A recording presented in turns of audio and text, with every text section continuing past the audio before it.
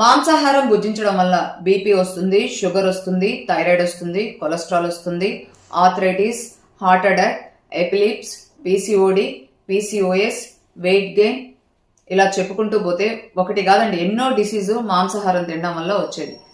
మీరు లైవ్గా మీరు టెస్ట్ చేయాలి, నేను చెప్పేది అబద్ధం అంటే ఒకసారి హాస్పిటల్కి వెళ్ళండి.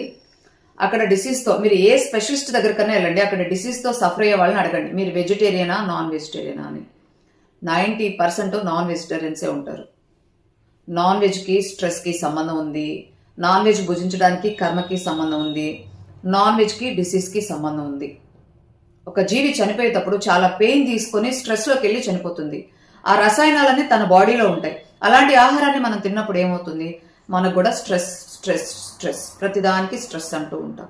అలాగే బ్యాడ్ కర్మ క్రియేట్ అవుతుంది, చాలా పెయిన్ తీసుకుంటుంది.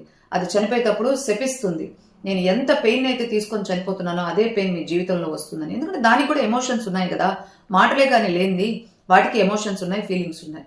సో అదే కర్మని మనం అనుభవించాల్సి వస్తుంది ఖచ్చితంగా. అలాగే ఎలాంటి డిసీజ్ వచ్చినా కూడా దాంట్లో మెయిన్ రోల్ ప్లే చేసేది నాన్ వెజ్ తినడం వల్లే అనమాట. ఎర్లీ ఏజ్లో మెన్స్ట్రువల్ సైకిల్ స్టార్ట్ అవుతుంది ఇప్పుడు పిల్లలు. 8 yearsకి 9 yearsకి 3rd class చదివే వాళ్ళకి 4th class చదివే వాళ్ళకి. ఎందుకంటే ఒక కోడిని 6 నెలలు 7 నెలలు పెంచాల్సిన కోడిని ఇంజక్షన్లు ఇచ్చి 2 నెలలు 3 నెలల్లో పెంచుతున్నారు. అలాంటి మాంసం తినడం వల్ల దాని ద్వారా వచ్చిన గుడ్డు తినడం వల్ల మనలో కూడా హార్మోన్స్ ఇంబ్యాలెన్స్.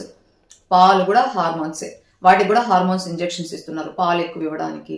ఎవరైతే సాత్విక్ ఫుడ్ తింటారో, వైలెన్స్ లేని ఫుడ్ అంటే fruits, vegetables, dates, dry fruits, nuts, pulses, cereals, plant based food అనమాట, వాళ్ళ ఆరోగ్యం కానీ వాళ్ళ మైండ్ కానీ వాళ్ళ ఆలోచనలు కానీ చాలా స్వచ్ఛంగా ఉంటాయి. ఎవరైతే వైలెన్స్తో కూడుకున్న ఆహారం తింటారో వాళ్ళ థాట్స్, వర్డ్స్, యాక్షన్స్ అలాగే ఉంటాయి.